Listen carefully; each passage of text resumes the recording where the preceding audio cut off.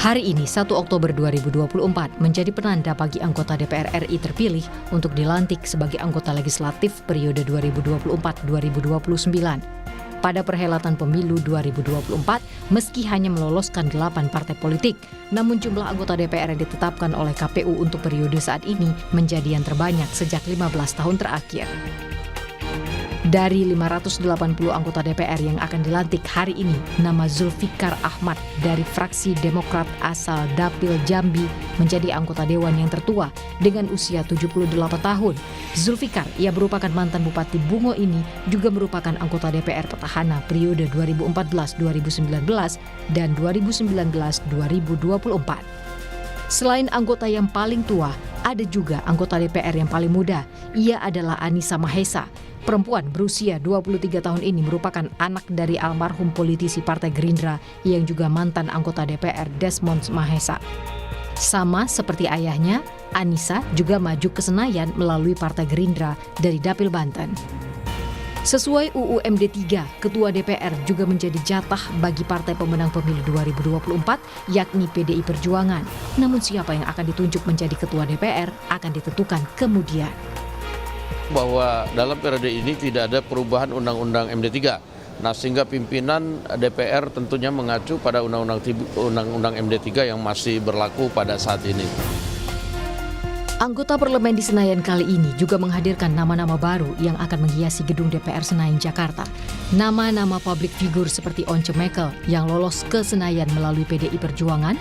Ada juga nama musisi Melly Goeslaw yang berhasil meraih 75.000 lebih suara di Jabar bersama Gerindra.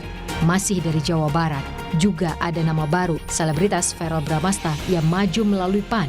Kemudian ada juga nama anak mantan Ketua Umum Golkar yang juga mantan Ketua DPR RI Setia Novanto, Gafril Novanto, yang maju melalui Partai Golkar. Ada 273 wajah baru yang berhasil lolos ke Senayan atau sekitar 47%. Sedangkan untuk anggota DPR petahana ada 307 orang yang lolos atau 53%. Dan hari ini 580 anggota DPR RI dilantik. Mereka akan mulai bertugas sebagai lembaga legislasi, menjalankan fungsi anggaran, dan menjalankan fungsi pengawasan.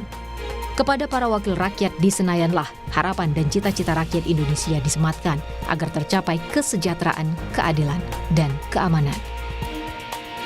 Tim Liputan Kompas TV.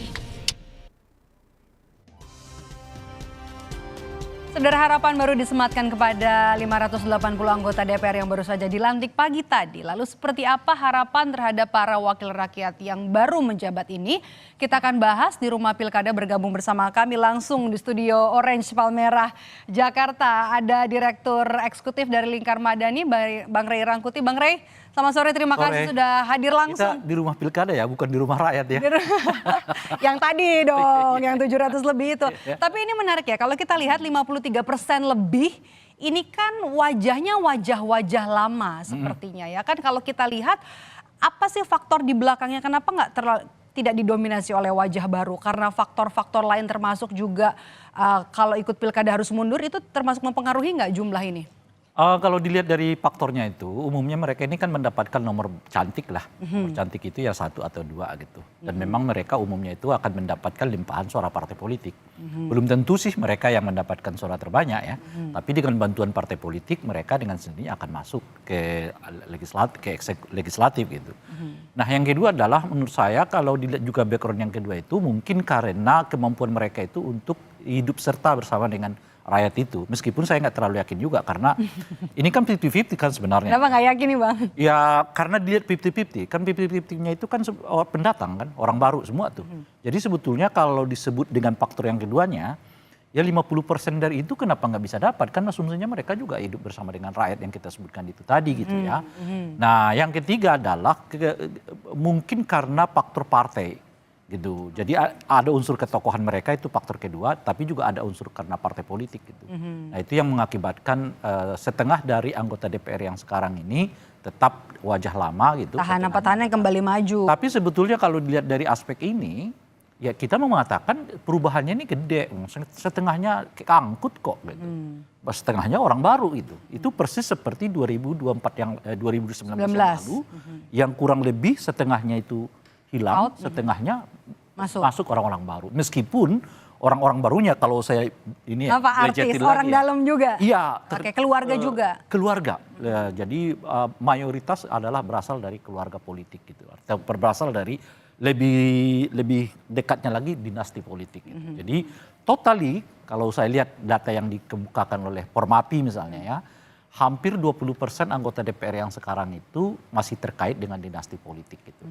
Jadi kalau kita lihat wajah-wajah baru selain kalangan artis, kemudian juga kalangan selebritis, ternyata keluarga dari anggota DPR yang sudah menjabat sebelumnya. Ini karena faktor apa sih kedekatan kemudian juga popularitasnya mengikuti dari keluarga yang sudah pernah menang begitu ya? Iya, itu mereka bisa satu mendapat jaminan limpahan itu gitu. Tapi kan yang menarik menurut saya di 2024 ini catatan tentang maraknya penggunaan politik uang. Meskipun itu hampir nggak terdeteksi oleh Bawaslu gitu ya. Kalau kita ketemu dengan banyak caleg yang sekarang, mereka umumnya bukan mengeluhkan meskipun mungkin mereka bagian dari itu, betapa maraknya penggunaan politik uang itu. Dan saya kira itu terjadi. Karena apa gitu? Karena apa istilahnya itu ya tadi itu ya, melemahnya pengawasan. Sebetulnya bukan karena aparat yang ada, kita punya Bawaslu di mana-mana gitu. Tapi cara Bawaslu mendefinisikan politik uang itu yang justru memudahkan orang untuk melakukan praktek politik uang gitu. Nah itu yang kedua. Nah yang ketiga adalah tentu saja petahana-petahana dalam bentuk wajah baru yang kita sebutkan ini. Apa mungkin, endorsement? Enggak, mungkin mendapatkan itu justru karena memang kemewahan atau prestasi dari anggota DPR yang lama itu tidak terlalu mencolok gitu loh. Kan kita harus tahu 9 tahun terakhir ini dalam bacaan saya loh ya. Anggota DPR kita itu seperti stempel terhadap eksekutif kan. Apa aja keluar, ini aja keluar, macam-macam. Semua aktivitas yang berhubungan dengan presiden 9 tahun terakhir ini justru terlegitimasi di DPR-nya gitu. Jadi DPR itu seperti stempel terhadap kebijakan-kebijakan presiden. Baru 1 tahun terakhir ini kan kita mulai sedikit merasakan ada dinamika lah di DPR itu, ada penolakan ini, penolakan itu, macam-macam dan sebagainya itu. Nah, dengan sendirinya kalau ia menjadi bagian dari stempel politik pemerintah itu, ya di mata masyarakat mungkin nggak terlalu terasa efek dari kehadirannya. Termasuk efek legislasinya ya, produk legislasinya. Maka dan karena itu kalau kita lihat sekarang ini kan, partai-partai yang memang cenderung punya kedekatan dengan presiden memang diuntungkan oleh elektoral popularitas presiden gitu ya. Tapi saat yang bersamaan jadi liarnya artinya begini, kalau ia dianggap tidak terlalu dekat dengan pusat kekuasaan itu akan sendirinya hilang. Disitulah fenomena dinasti ini masuk gitu. Karena saat yang bersamaan masyarakat kita mulai menormalisasi, ya kan? Menormalisasi praktek dinasti politik itu gitu, sehingga mereka menganggap dinasti politik itu bukan lagi bahaya dan ancaman terhadap demokrasi kita gitu. Nah disitulah, sehingga setengah dari anggota DPR kita sekarang ini boleh disebutlah setengah ya itu ya, karena hampir sekitar 47-48% kan anggota baru begitu ya, dan itu umumnya dekat secara dinasti politik gitu ya, dan setengahnya baru incumbent. Partai pemenang juga kan 3 terbesar masih sama, tidak terlalu jauh berbeda dengan. Tidak terlalu banyak. 19. Betul. Dan kalau saya lagi dari data Formapi itu gitu ya, yang paling banyak menerima anggota baru itu, artinya baru dalam kali ini masuk ke DPR itu partai-partai yang sebetulnya menengah ke bawah tuh. Jadi Nasdem punya sosok kader juga ya, yang kuat ya. Ya, ada Nasdem, ada PAN, ya kemudian juga PKS. Itu adalah partai-partai yang paling banyak mendorong kadernya untuk masuk sebagai kader baru gitu. Karena memang mereka, PKB juga termasuk, karena memang mereka mendapat limpahan suara ya dari hasil Pilpres yang kemarin. Gitu ya. Sehingga mungkin karena itu mereka mendapatkan apa istilahnya itu ya, pemain-pemain baru lah untuk masuk ke DPR yang sekarang. Gitu. Ya pun juga sebenarnya paling gampang adalah artis atau keluarga petahana yang juga memang sudah terkenal jadi vote getters begitu ya? Ya, di daerah-daerah yang bersangkutan. Oke. Ini menarik sekarang. Kan harusnya agendanya hari ini adalah memilih penunjukan pimpinan ya, begitu pimpinan DPR. Apakah nanti kemudian akan tetap menggunakan undang-undang MD3? Hampir bisa dipastikan menggunakan itu. Kenapa gitu? Karena dalam aturan itu kalau mau ada perubahan terhadap mekanisme ada 2 tuh, mekanisme pimpinan dan mekanisme penambahan komisi atau tidak. Nah itu ditetapkan pada masa sidang pertama dari periode pertama mereka dilantik. Hari ini berarti hari ini masa sidang pertama mereka kan. Jadi kalau tidak ada perubahan pada masa sidang pertama ini, ya dia harus menunggu pada masa sidang berikutnya, itu artinya tahun depan. Nah, jadi oleh karena itu besar kemungkinan desain pimpinan DPR itu mengikuti sama seperti 2024, artinya partai politik pemenang pemilu adalah orang yang otomatis menjadi ketua DPR di DPR gitu. Kembali lagi akan jatuh ke Puan Maharani begitu ya? Kita soal orangnya nanti yang kedua kan, yang sudah pasti itu PDI yang ambil gitu ya. Nah, apakah PDI ngirim cuma satu calon tunggal? Kalau ngomong peluang gimana nih Bang? Ya, yang udah pasti kan Puan kan kalau dalam konteks yang sudah mereka dorong tuh cuma Puan kan. Berarti hampir bisa dipastikan Puan Maharani akan kembali menjadi calon pimpinan DPR gitu. Nah, kalau soal komisi karena nggak dibahas di sini, menurut saya baru akan bisa tahun depan dibahas. Jadi boleh disebut 2 bulan setengah ke depan, ya komisinya masih tetap 11 seperti yang kita alami saat ini. Nah ini menarik kan, karena Bang Rey sudah bicara soal komisi, karena ini menarik. Karena kan bocorannya akan ada nambah kementerian gitu. Apakah kemudian akan nambah komisi juga di DPR yang akan menjadi mitra kerja daripada pemerintah ini, komisi-komisi yang baru. Sebenarnya tanpa ada penambahan komisi juga bisa ya? Bisa aja, cuma memang nggak akan padat. Sangat padat sekali. Misalnya kan kita buat dulu deh. Per komisi sekarang umumnya itu antara 50-55 orang per anggota ya. Gitu. Jadi kalau nambah 10 orang gitu kan artinya mereka mungkin nambah 50, kalau 51, kalau 55 56 kan. Itu pertama. Dan setiap komisi hampir menangani 10 lembaga negara yang diawasi oleh mereka. Artinya apa gitu? Kalau kita belejetin tuh satu lembaga negara itu hanya diawasi oleh 5 orang kan sebenarnya. Kalau kita belajarin tuh, saking banyaknya itu. Nah, kalau nambah lagi, ya berarti tugas mereka nambah lagi, ekstra. Berarti ada 10 pekerjaan yang mereka harus kawal lagi tuh. Nah, ini yang 10-nya masukin kemana? Dan sebagainya gitu. Jadi maksud saya, yang saya mau katakan itu, penambahan komisi hampir tidak bisa dielakkan karena ada penambahan jumlah kementerian. Kecuali jumlah kementeriannya minimalisasi, mungkin nambahnya cuma 3 kementerian, kalau begitu mungkin nggak perlu menambah komisi gitu. Tapi kalau sampai 10 kementerian itu bocorannya gimana sampai 10 Bang? Ya kan yang paling populer kita dengar ini kan 44 kementerian kan, itu yang paling populer gitu. Nah cuman yang saya mau tekankan itu bukan soal penambahannya, yang saya mau tekankan itu kalau hari ini mereka nggak buat keputusan soal desain komisi, itu baru bisa mereka lakukan. Iya, baru mereka lakukan pada masa masa sidang berikutnya. Nah, masa sidang berikutnya itu yaitu tahun depan. Setelah pelantikan tentunya. Setelah pelantikan, karena kementeriannya juga terbentuk jelas arahnya. Gimana membentuk komisi yang kita nggak tahu model-model kementerian yang dibuat. Kita masih tunggu, nanti rapat juga masih bakal digelar hari ini. Hari ini agendanya masih panjang. Rumah Pilkada kami jeda sejenak, tetap bersama kami di Kompas TV. Sekarang ya lebih mementingkan aspirasi arus bawah masyarakat gitu. Ya harapannya ke depannya khusus buat ojol ya Kak. Ya semoga diperhatiin aja sih untuk undang-undangnya biar bisa dipedulin sama pemerintah juga. Dari rakyat, oleh rakyat untuk rakyat. Dan saya berharap sih dunia pendidikan dan hukum juga lebih ditingkatkan lagi gitu Kak. Aspirasi rakyat kecil itu lebih didengar kali ya. Jangan mengesahkan sesuatu atau merapatkan sesuatu untuk kalangan yang elit aja.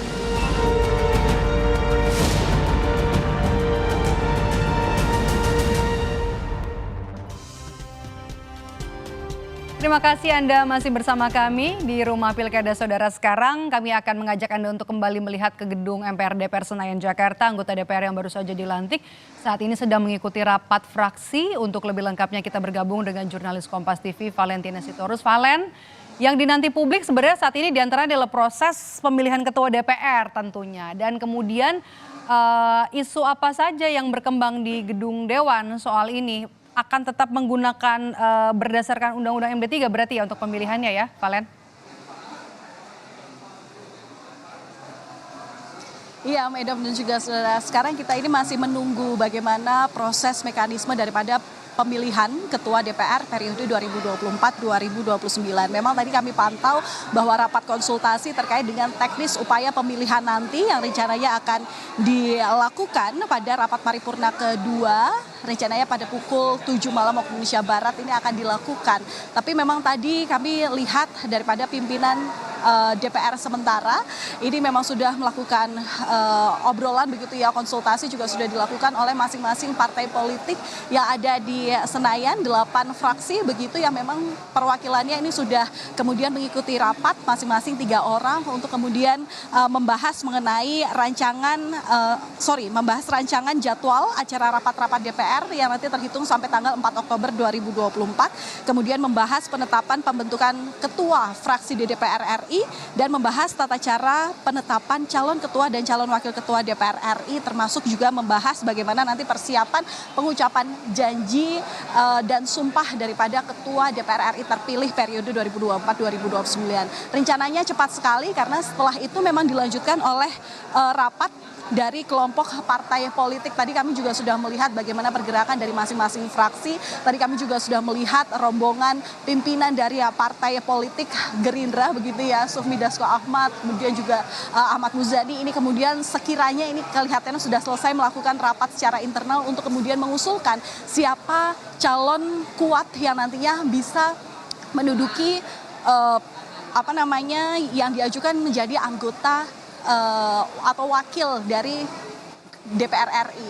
Nah tadi kalau misalnya kami sempat tanyakan begitu ya, bagaimana proses pemilihan ketua DPR nanti, tadi Sufmi Dasko memang menegaskan bahwa DPR tetap mengacu pada Undang-Undang MD3 begitu. Kalau misalnya melihat daripada pasal 427D dalam Beleit, ini disebutkan bahwa susunan dan mekanisme penetapan pimpinan DPR masa keanggotaan DPR setelah hasil pemilu 2019 ini dilaksanakan dengan ketentuan bahwa pimpinan DPR terdiri atas 1 ketua dan 4 wakil ketua yang berasal dari partai politik berdasarkan urutan perolehan kursi terbanyak di DPR. Nah, seperti kita tahu bahwa urutan kursi terbaik di DPR untuk periode 2024 setelah pemilu legislatif kemarin ini dipegang oleh Partai Demokrasi Indonesia Perjuangan dengan meraih 110 kursi. Kemudian juga dilanjutkan Partai Golkar 102 kursi, Gerindra 86 kursi, Nasdem 69 kursi, Partai Kebangkitan Bangsa 68 kursi, hingga Partai Keadilan Sejahtera ini 53 kursi baru. Setelahnya ini diduduki oleh Partai Amanat Nasional 48 kursi dan Partai Demokrat 44 kursi.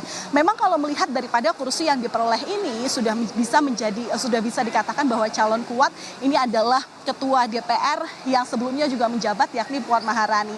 Tadi kami juga sempat menanyakan bahwa bagaimana anggapan dari Puan Maharani begitu kan apabila memang pada periode ini terpilih kembali menjadi ketua DPR. Jawabannya singkat pada jelas, hanya mengaminkan. Nah, otomatis tentu kita masih akan menunggu bagaimana proses pemilihannya. Kalau memang berdasarkan Undang-Undang MD3 itu memang seperti yang saya sebutkan tadi, tapi memang sekali lagi bahwa masing-masing partai politik ataupun fraksi yang ada di DPR ini bisa mengusulkan siapapun nama yang kemudian nanti bisa menduduki ketua ataupun juga wakil ketua daripada pimpinan DPR RI. Nah, kita nantikan seperti apa mekanismenya, karena kalau kami lihat ini sampai sekarang memang belum tentu semua fraksi ini selesai dalam mengusulkan siapa calon-calon yang berhak menduduki pimpinan DPR definitif periode 2024-2029. Medop. Baik, terima kasih atas laporan dan juga ulasan lengkapnya. Valentina Sitorus melaporkan langsung dari gedung DPR MPR Senayan, Jakarta. Saya masih bersama dengan Direktur Eksekutif dari Lingkar Madani, Bang Ray Rangkuti. Bang Ray, ini tadi kita sempat ngobrol nih ya, sebelum kita jeda tadi. Jadi menarik ketika peluang seorang Puan Maharani untuk menjadi ketua DPR RI kembali begitu ya. Kalau kita lihat dari rekam jejak kepemimpinan dari seorang Puan Maharani di DPR selama 5 tahun terakhir yang sudah kita lihat dan yang akan kita baca nanti kalau misalnya jadi terpilih lagi. Ini kan akan jadi pembeda ya ketika pimpinan DPR ini dari partai pemenang yang bukan juga mendukung presiden. Nah, ini menariknya nanti ini kalau Mbak Puan terpilih kembali, istilah terpilih itu menurut saya kurang tepat sih. Kenapa gitu? Karena itu udah jatah mereka memang. Tapi kan namanya bukan Puan. Iya. Bisa aja kan? Karena yang disodorkan kan cuma Puan kan. Nah, jadi sebetulnya lebih tepat disebut penetapan pimpinan DPR gitu ya, proses penetapan. Karena pemilihannya itu ada di praksi-praksinya. Jadi bukan di unsur pimpinannya gitu. Jadi kalau Mbak Puan kembali lagi memimpin DPR ini, kita akan melihat dua wajah Mbak Puan yang berbeda gitu. Pertama, kalau sebelumnya itu istilah saya itu stempel kepada pemerintah, DPR ini kan relatif 5 tahun sebelumnya itu dipimpin oleh Mbak Puan kan, dengan segala dinamikanya, termasuk di dalamnya kita kenal dulu mic-nya yang sedang dimatikan, ya kan. Lalu yang menarik di periodenya Mbak Puan memimpin itu adalah banyak undang-undang yang dibahas dengan cara bypass, ya undang-undang Omnibus Law misalnya, revisi undang-undang KPK misalnya ya, dan setelah itu banyak kesempatan untuk memasukkan revisi undang-undang melalui jalur kumulatif terbuka. Nah itu yang mengakibatkan banyak juga kontroversi ujung-ujungnya. Cacat itu, oke. 5 tahun ke depan, kalau benar PDI Perjuangan memposisikan dirinya sebagai oposisi, berarti ada peran Ibu Puan yang juga kelihatan akan berbeda. Kalau kemarin kontra dengan partai yang kontra dengan pemerintah, mereka kan tidak mendapat unsur pimpinan kan. PKS misalnya kan tidak mendapat unsur pimpinan kan gitu ya. Kemudian juga Demokrat juga tidak mendapat unsur pimpinan kan. Nah sekarang yang memimpin DPR itu adalah partai yang besar kemungkinan mengoposisi adalah pemerintah. Nah oleh karena itulah wajah Ibu Puan ini besar kemungkinan akan berbeda dengan apa yang ia perankan pada 5 tahun terakhir. Dan itu terlihat dalam 1 tahun terakhir ini. Dalam 1 tahun terakhir ini justru PDI dengan Gerindra banyak yang memblok berbagai kebijakan presiden. Terakhir adalah soal rencana ekspor pasir laut kan. Justru yang maju ke depan terlihat memblok ketentuan itu adalah PDI Perjuangan dengan Gerindra gitu. Nah, yang menarik juga adalah soal kohesi antara unsur pimpinan. Karena kita dengar misalnya Gerindra tetap mengajukan Pak Dasko ya sebagai calon unsur pimpinan dari DPR gitu. Sementara Dasko kemarin agak maju ke depan ketika mengusulkan dibalik revisi undang-undang pilkada yang berlanjut ke paripurna gitu ya, meskipun paripurna dibatalkan, di mana Ibu Puan tidak tampil karena memang alasannya saat itu sedang berada di luar negeri gitu kira-kira ya. Nah artinya apa? Ada sejauh apa nanti kohesi dari dua tokoh ini? Ini menarik nih sebenarnya karena mereka pernah bekerja sama, di mana kelihatan kerjasamanya di ujung-ujung kekuasaannya ini kadang Pak Dasko yang muncul untuk isu tertentu, sementara Ibu Puan kelihatan di belakang untuk isu tertentu dan seterusnya. Oke, kita bahas unsur pimpinan begitu, ini berarti ada perbedaan ya dengan pimpinan periode 2019-2024 ya? Nah, sekarang ini kan kalau sebelumnya itu kan Gerindra yang nomor 2 kan. Ya, sekarang Golkar. Sekarang Golkar yang nomor. Artinya kalau Mbak Puan sedang tidak ada, yang memimpin sidang itu adalah Golkar, gitu. Kecuali Golkar juga ada yang nggak ada, ya berarti mimpin sidang adalah Gerindra gitu kan. Nah kalau itu satu. Nah yang kedua, kalau Nasdem masuk atau tidak masuk itu juga menentukan, karena mereka mendapatkan unsur pimpinan di DPR. Jadi kalau mereka misalnya akhirnya tidak gabung dengan koalisi, berarti setidaknya ada 2 di unsur pimpinan itu yang besar kemungkinan beroposisi terhadap presiden gitu ya. Nah apalagi kalau juga PKB tidak masuk misalnya, berarti ada 3 dari 5 unsur pimpinan itu besar kemungkinan adalah mengoposisi pemerintah gitu. Itu bisa berat loh. Jadi jangan kita anggap bahwa unsur pimpinan ini hanya stempel-stempel aja. Kenyataannya tidak. Jangan kita mengatakan bahwa unsur pimpinan ini hanya sebagai speaker-speaker aja. Kenyataannya tidak. Jadi dari perolehan ini sebenarnya kita sudah bisa membayangkan, sudah bisa membaca apa yang akan terjadi dalam. Yang saya mau katakan begini, kalau kita merujuk ke teorinya, undang-undang. Kalau ke teori tadi ya. Mereka ini kan cuma speaker aja. Jadi juru bicara DPR dan sekaligus pemimpin sidang-sidang di DPR. Kenyataannya peran mereka justru sangat menentukan apakah DPR ini terlihat maju atau tidak gitu. Itu kenyataannya. Misalnya begini, kan kita nggak bisa membayangkan unsur pimpinan yang membalekkan revisi undang-undang pilkada itu lalu mengatakan paripurna besok harinya gitu. Kalau unsur pimpinannya nggak tanda tangan, unsur pimpinannya nggak kelola, nggak akan kejadian. Betul. Itu. Kan kira-kira gitu ya. Betul. Nah sebaliknya nggak kebayangkan oleh kita kalau undang-undang Omnibus Law misalnya ditolak bersama-sama unsur pimpinan, nggak akan bisa dirapatkan, nggak bisa diparipurnakan. Itu artinya butuh lebih 6 bulan untuk menyelesaikan undang-undang Omnibus Law gitu.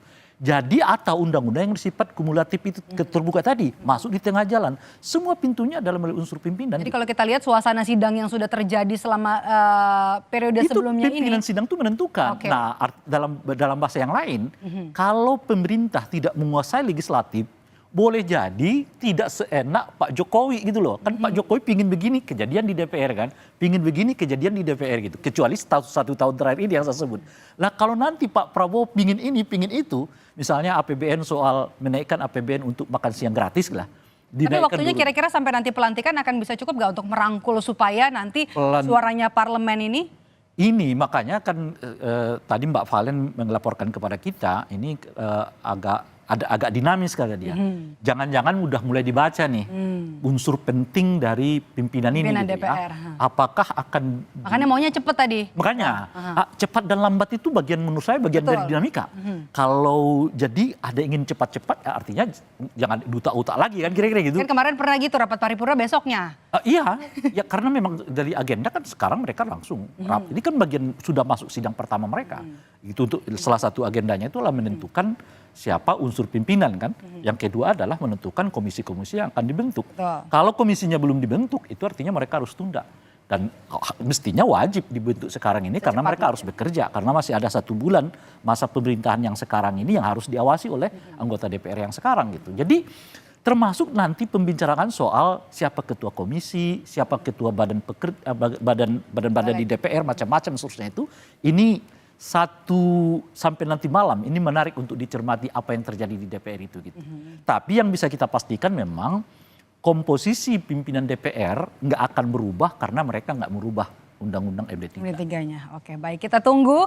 Nanti yang paling penting adalah yang sudah dilantik apakah kemudian bisa membawa suara rakyat terutama untuk perubahan, terutama untuk pembentukan legislasi. Yang kalau kita lihat banyak nih undang-undang yang disahkannya bikin kita kaget begitu ya. Terutama yang punya kepentingan dengan partai-partai yang memang sepertinya punya sponsorship lah kalau kita katakan ya. Punya kepentingan sendiri untuk bisa langsung membuat undang-undang yang punya kepentingan dari partai-partai. Sementara kan ada banyak sekali yang sebenarnya undang-undang yang masih bisa diharapkan, sementara prosesnya juga cukup lama. Salah satu diantaranya adalah Undang-Undang Perlindungan Terhadap Pekerja Rumah Tangga. Oke, ini masih dibahas, masih jadi PR. Dan juga kalau kita lihat yang ke belakang adalah yang belum selesai dan katanya mau dilanjutkan adalah pansus haji karena masih belum selesai. Oh iya. Nah itu juga jadi menarik. Sedikit ya menarik. Sedikit, oke. Kan ada kebijakan di DPR itu untuk take over pembahasan undang-undang. Jadi undang-undang yang belum selesai dibahas tahun ini bisa di-offer kepada anggota DPR. Dan pansus hajinya juga sudah oke. Nah pertanyaannya adalah apakah satu pansus yang sudah dibentuk pada periode sebelumnya bisa di-take over juga oleh anggota pansus? Nah ini juga jadi menarik ya karena berhubungan dengan pemerintah yang lagi-lagi presidennya ini bukan dari partai pemenang pemilu ini jadi PR. Terima kasih sudah bergabung bersama kami di Rumah Pilkada. Bang Ray Rangkuti, Direktur Eksekutif Lingkar Madani, tetaplah bersama kami di Rumah Pilkada. Usai jeda kami punya informasi dari resmi